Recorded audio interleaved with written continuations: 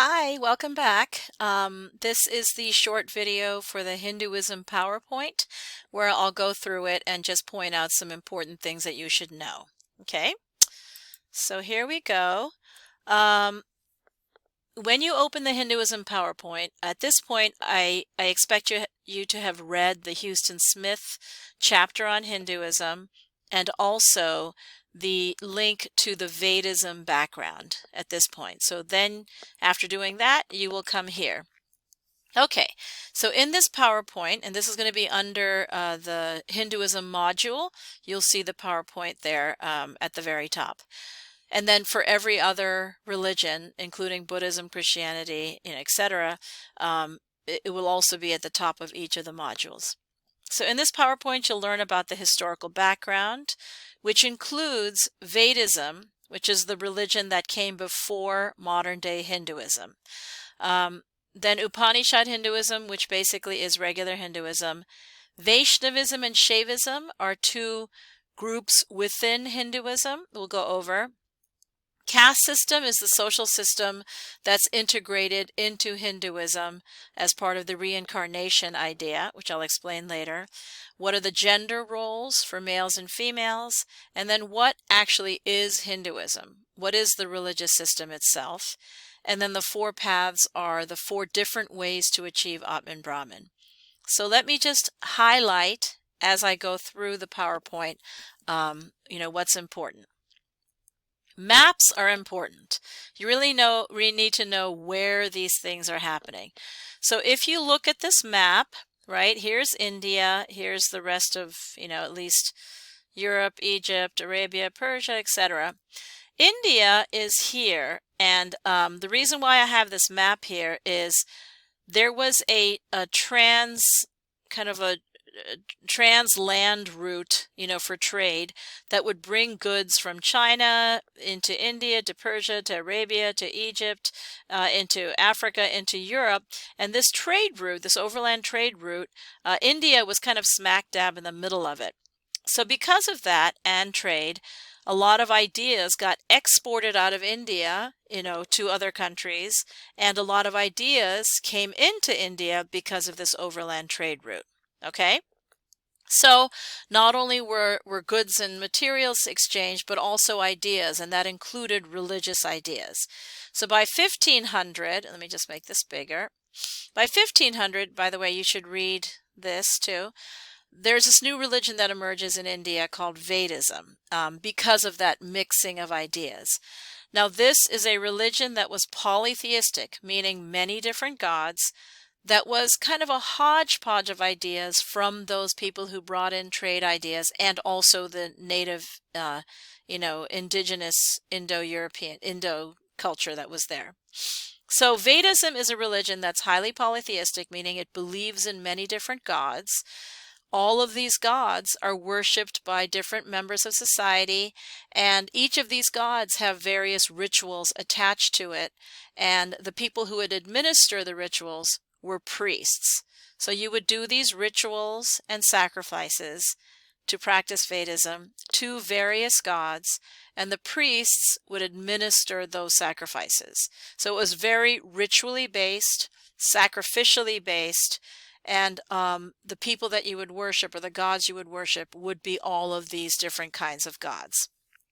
Okay, so that's the kind of basic structure of the religion. Devas were good gods, asuras were bad, and I give you some examples of all the different kinds of gods that were worshipped in Vedism. There were many others, but I just kind of gave you a list of different types.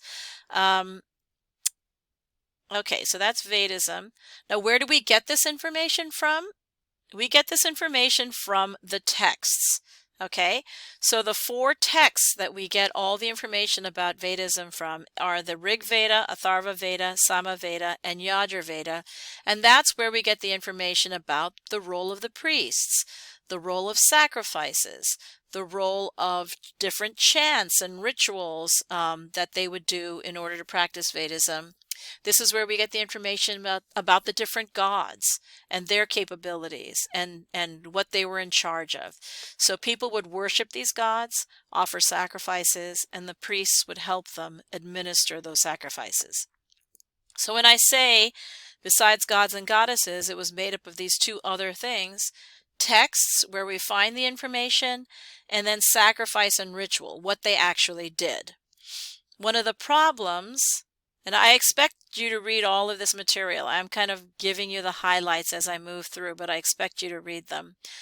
The problem was, after a while, since Vedism begins in 1500 and kind of ends in 800 BCE, after a while, the people who practiced the religion kind of got tired of it, right? The problem was they really weren't getting any sort of kind of spiritual gratification from it, and it was all about like what they did, how to do a sacrifice, how to do this ritual.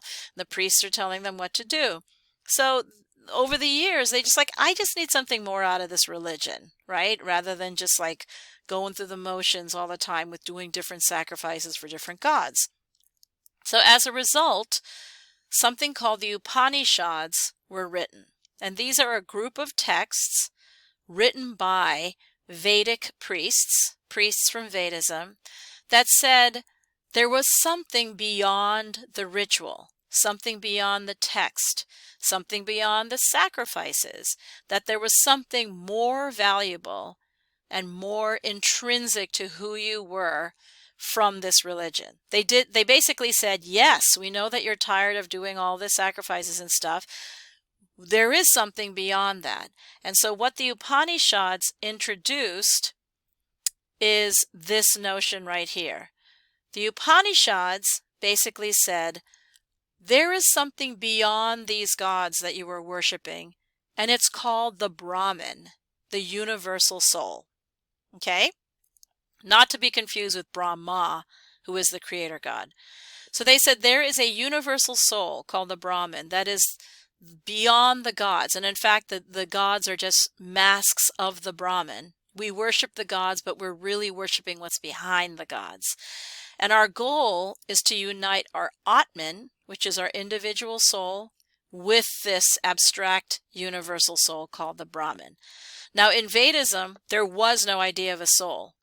What the Upanishads did in the texts was introduce this idea that each one of us is valid and important because we have a soul. So the idea of Atman Brahman is the crux of Hinduism. That is the main point of Hinduism and our goal. Unite your Atman, individual soul, with the Brahman. So this was brand new. That is the core of Hinduism. And essentially what happens is Upanishad Hinduism takes off and basically replaces Vedism, but keeps all of the gods and the rituals and all that stuff, because doing the rituals and worshiping the gods is making you one step closer to achieving Atman Brahman. So they basically took all the parts of Vedism and just included it in this new religion called Hinduism. Okay? All right. As it develops, and once again, I expect you to read all that material. As it develops, Hinduism, amongst all those gods that they were worshiping, two gods rise to the surface as being the main gods that people start worshiping in order to achieve Atman Brahman. One of them is Vishnu, and the other one is Shiva. So in Vaishnavism, which is a branch of Hinduism, people worship Vishnu in order for him to help them achieve Atman Brahman, the main goal in Hinduism. So this is all this information about Vishnu, but basically people would be attracted to worshiping Vishnu because he was a kind and good God, and that he would be helpful in having you achieve Atman Brahman. The other alternative was Shiva, who is the central focus of Shaivism, another branch in Hinduism.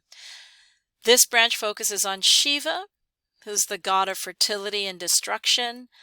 His symbol is a penis called a lingam, and the symbol for his wife, Kali, or who is sometimes called Parvati, is a vagina. So oftentimes in their temples, you will see the penis and the vagina conjoined as if they're having sex, because Shiva is the god of fertility, he's in charge of sexual fertility.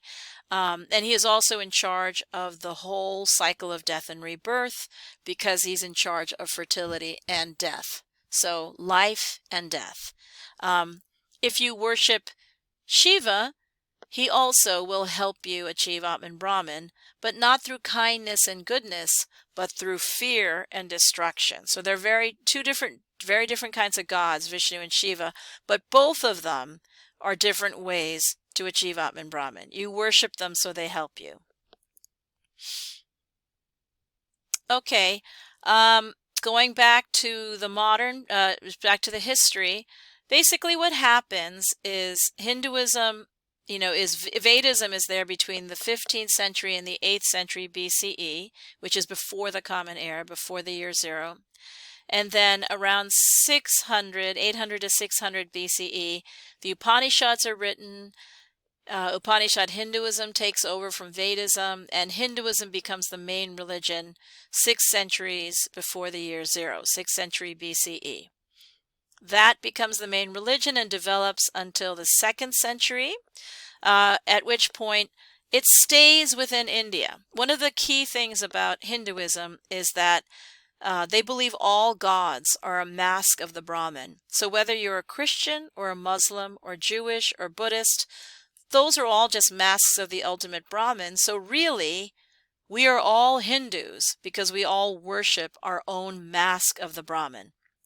That's why Hinduism is not a missionary religion. You don't need to convert to be Hindu. And that is why it essentially stays in India, the main religion in India. Okay, so it's non-conversion. After the 12th century and up and through the 17th century, Hinduism in India become in contact with other religions, including Islam and Christianity. And then in the 18th century was taken over as a colony by the British. After the British got distracted by something called the Revolutionary War, right, in the United States, ultimately India, even though they were under British rule for about 200 years, basically gains independence from Britain in 1947.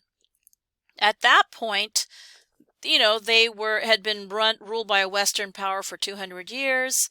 They couldn't go back to, pre-17th century politics or culture or society. They had to be modern, right? So one of the things that they had actually disbanded with was the caste system in 1947, officially abolishing it and saying it is not our social system. But many parts of this caste system, the social system, still remain in place, even though India is now a westernized, modern country. So I'm going to end this video here so that I can go over caste system, gender roles, what is Hinduism, and the 4 paths at the next video. Okay? So basically what I covered in brief today is the historical background, how Vedism gets developed and what is Vedism, what happens in terms of the downfall of Vedism and how the Upanishads essentially introduced the notion of Atman Brahman and introduced Hinduism. Hinduism takes over, and the 2 main branches of Hinduism are Vaishnavism and Shaivism, and then the British occupation in the modern period of India. So I've gone over the history. You should read it carefully, and I'll begin the next video with the caste system. Okay, so I'll see you then.